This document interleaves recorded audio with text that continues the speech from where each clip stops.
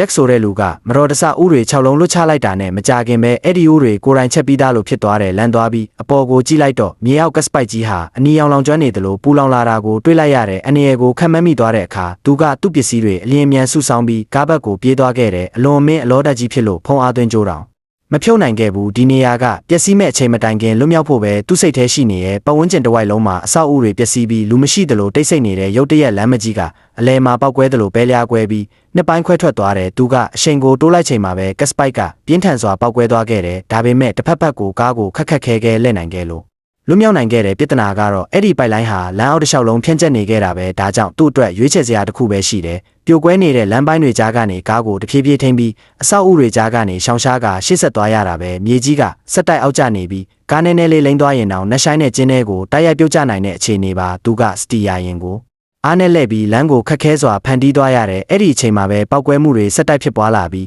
အနီးနားရှိအဆောက်အဦတွေရဲရိုင်လာတယ်မကြခင်ပဲလမ်းမကြီးတစ်လျှောက်လုံးအပြက်စီးအစအနတွေပြည့်သွားခဲ့တယ်ရုတ်တရက်သူ့နောက်မှာကားတစ်စီးလိုက်နေတယ်ဆိုတာသူမြင်လိုက်ရတယ်ပြိုလဲနေတဲ့အဆောက်အဦတွေကြားမှာသူကအရှိန်ကိုပို့တိုးလိုက်တယ်လိုက်လာတဲ့ကားကကြော်တက်ဖို့စ조사နေချိန်မှာပေါ်